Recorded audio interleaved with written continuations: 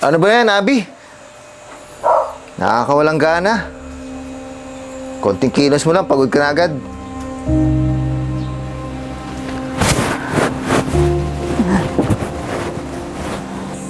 Sorry na, love. Anong gusto mong gawin ko para masiyahan ka? Ano nang gagawin mo?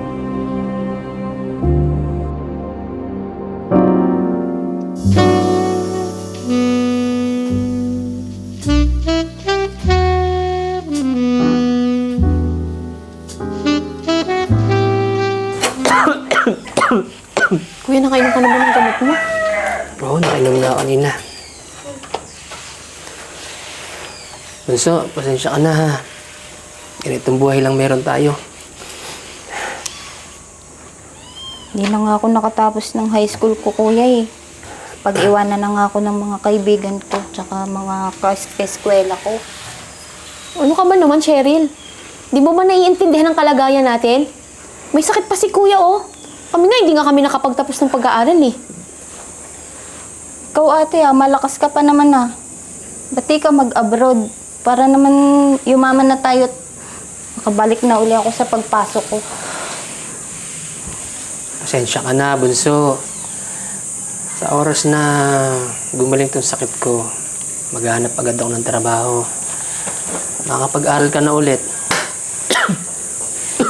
Kailan pa yun, kuya? Pag matandang-matanda na ako, di pagtatawanan na ako ng magiging kaklase ko. Hoy, Cheryl. Magdandaan ka sa pananalita mo, ah. Bakit kasi ayaw nyo lumapit kay Tito Erwin? Nakakaangat-angat yun sa buhay, di ba? Saka wala naman silang anak ni Tita Abby. Hindi! Hindi ako papayag na lalapit ka doon sa tiyo nating yun.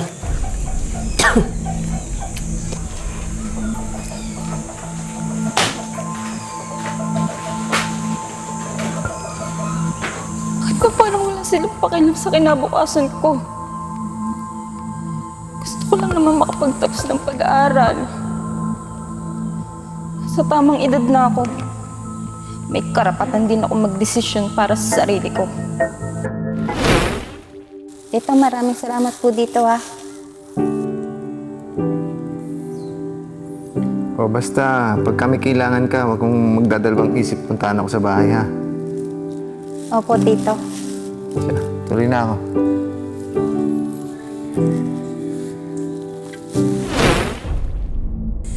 Walang makakapigil sa gagawin ko. Gagawin ko to para makapagtapos ako.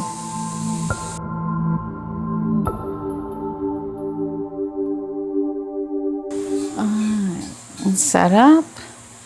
Buti na lang, love, nandyan ka. At least napapawi ang mga pagod ko ng mga masahe mo. Basta ba, areglado lahat ang kailangan ko ha. Ano naman? Lahat ng masahe gagawin ko. Sige nga, o dito pa, dito.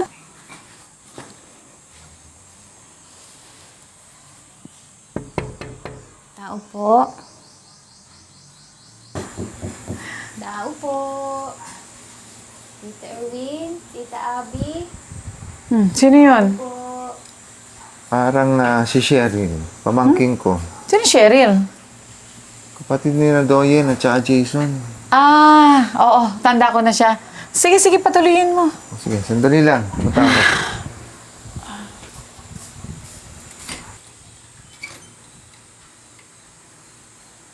Tita Erwin. Ano po? Oh, Cheryl. Ano nangyari? Bakit may dala kang bag? Papasukin mo muna ang bata, love. O, Ineng. Tita Abby, ano po? Halika, dito tayo sa loob. Salamat po. Po tayo. Oh, ano bang nangyari at bigla kang naparito? Kasi po, Tita Abby, umalis po kasi ako sa bahay namin eh. Hindi ko na po kasi kayang magtiis sa kahirapan namin. Pangarap ko po sanang makapag-aral ulit. Teka, di ba may sakit ang kuya mo? Dapat naunawaan mo yun. Love, may katuwiran ng bata. Hindi masarap maging mahirap. Buti nga to at may pangarap. O bakit naman naisipan mo dito pumunta? Naalala ko po kasi yung sabi ni Tito Erwin dati na magkailangan ko daw po ng tulong. Lumapit lang daw po ako sa kanya. Love, natural lang naman yun. Pamangkin ko siya. Sino ba tutulong dyan? Diba? Oh, ano bang tulong ang kailangan mo? Gusto ko po sanang makapag-aral ulit. At kami ang magpapaaral sa'yo? Aba, Ining, sandali lang. Para sabihin ko sa'yo, walang trabaho itong tito mo. Ako lahat dito.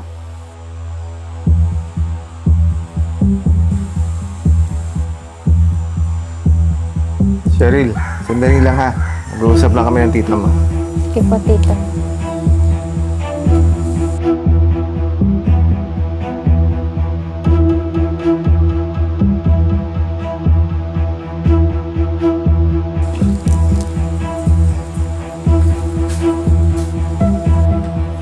Ito nga rito.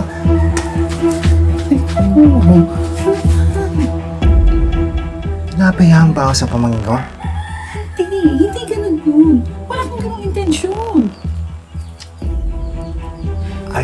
Ayoko sa lahat. Yung pinamumukha sa akin, inutil ako. Dahil wala akong trabaho. Papaalala ko lang sa'yo, ha? Ikaw ang may gusto. Na dito lang ako sa bahay. Sorry na, love. Okay? Huwag ka na magalit. Sige, kung gusto mo makabawi ako, okay. Papayag na akong dito muna tumuloy si Cheryl. Dapat lang. Kung hindi, lalayasan kita. Huwag mong gagawin yun. Pera lang. Madaming babae dyan. Hindi ko kakayanin, love. Please, sorry na. Huwag ka na magalit, please. Sorry na, sorry. Kaligayahan ko nga sa kama, hindi mo maibigay. Bumawi ka sa ibang bagay. Oo, gagawin ko yun. Huwag mo lang akong iiwan. Please. Tara.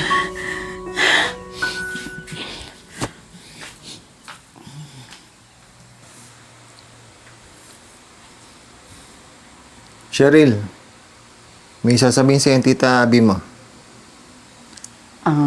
Cheryl, bukas ang bahay namin ng tito mo para sa iyo at tutulungan ka namin makapagtapos sa iyong pag-aaral. Talaga po, Tita. Maraming salamat po. Huwag po kayong mag-alala. At ako pong bahala sa mga gawaing bahay. Para yun man lang po ay makabawi po ako sa inyo. Thank you po.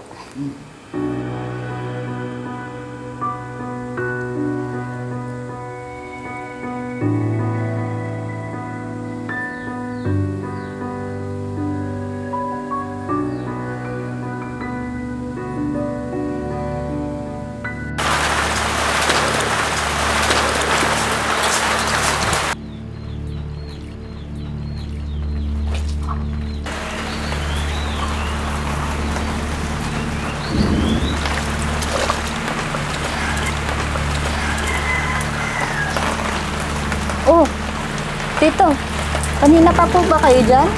Naulan na. Naglalaba ka pa dyan. Kararating ko lang. Bumanga lang ako para iabot sa'yo yung baon mo bukas. Naku. Salamat po, Tito. Dahil po ito sa inyo ni Tita Abby. Salamat po ulit. Wala yun. Arwin? Abby, ready ka na ba? Tara, ihatid natin sa palengke. Kanina pa nga kita tinatawagan. Mukhang hindi mo naririnig. So, tara na, ihatid na kita. Salamat po, Tito, Tita. Ingat po kayo. Tara na, ihatid na kita. Tara na.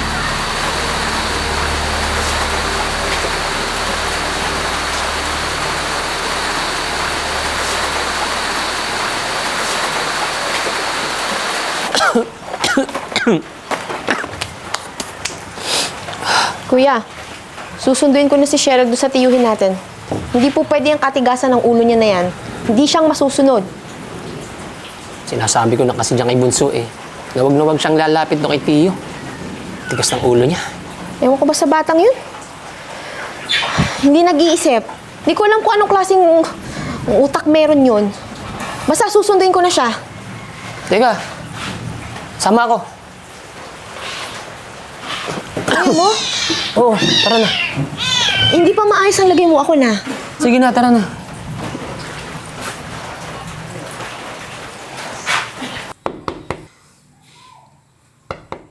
Sandali lang. Cheryl, sumama ka na sa amin ni Kuya. Bunso, makan ka sa amin ng ate mo. Huwag matigas ang ulo. Kung gusto mong mag-aral, gagawa ko ng paraan. Tara na. Yung sarili mo nga, hindi mo pagaling-galing. Pabayaan nyo na kasi ako. Cheryl, huwag matigas ang ulo mo. Sumama ka na sa amin. Ate, ayoko sumama sa inyo. Anong kaguluhan ito? Cheryl, anong ginagawa ng mga inutil mong kapatid dito? Nagsalita ang hindi inutil. Asa ka lang naman sa asawang mo, matrona. Hoy, ang lakas ng loob mong magsalita. Mawawala ka na sa mundong ito. Ang talas pa ng bibig mo. Tito, wala kang karapatang pagsalitaan si Kuya ng ganyan. Huwag naman kayong ganyan kay Tito Erwin. Sawang-sawa na ako sa pagiging mahirap ko. Umalis na kayo. Hindi ako sasama sa inyo. Cheryl, pasok na sa loob. Opo. Oh, narinig niyo si Cheryl. Umalis na kayo.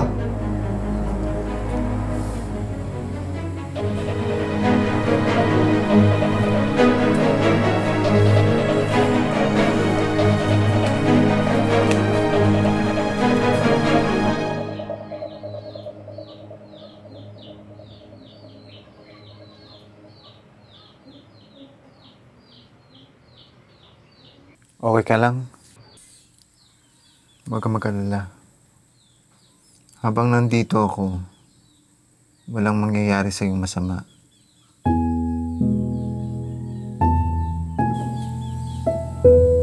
Tito, hindi ko po alam kung anong gagawin ko kung wala ka. Huwag niyo po akong pababayaan, ha? Gagawin ko po lahat para masuklihan ko lahat ng kabutihan niyo sa akin. Hindi naman ako mapaganap. Maging mabuti ka lang sa akin, sapat na yun.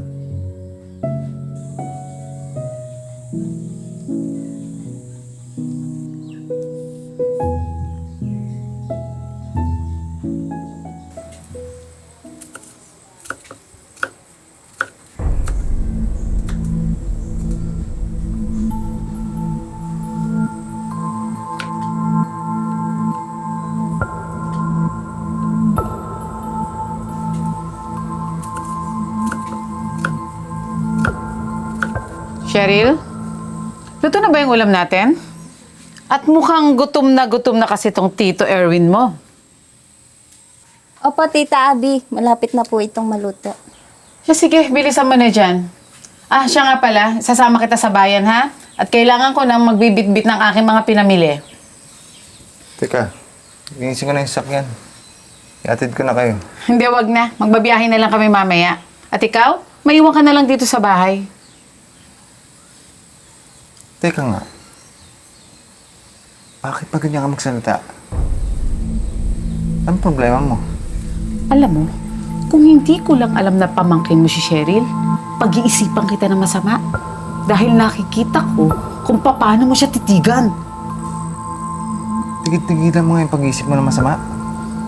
Hindi ko na gusto yung lumalabas sa bunganga mo. Tita, Tito. Tara po, kakain na po. Nakapaghain na po ako. Sige, Susunod na kami. Sige po.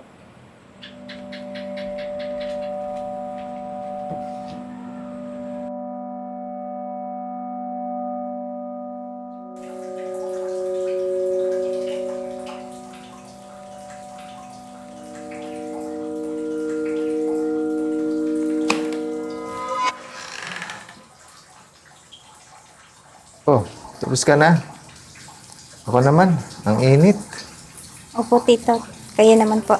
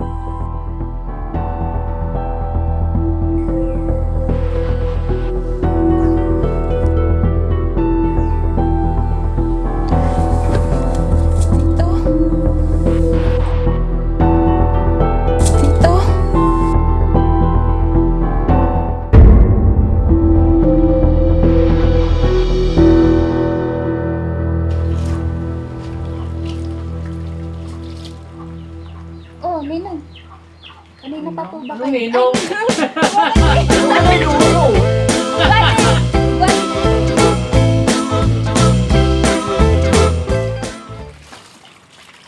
Oh, Ninong.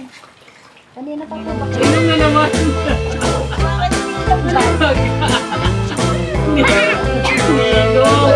Ninong daw.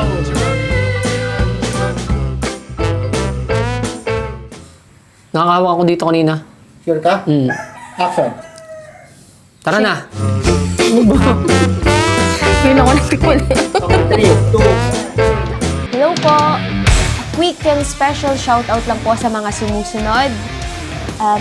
Dolores Espadilla, Marcelino Soberano, Loarni Bautista, Tamat Florentino, Helenita Catalasan, Bulalakaw, Judith Elnar.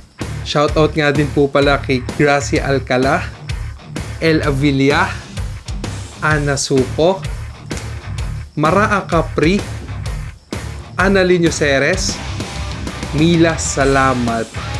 Shoutout po kay Cynthia Solomon, Antonio Ilagan, Mark Lawrence Soriques, Sorinogi, Aldrin Rivera, Evelyn Magadja, Ariel Gasoline, Mark Leo Mag-Usara. Thank you for watching View Films Production. Please subscribe. And like and share. And please don't forget to leave your comments. Bye! Thank you for watching.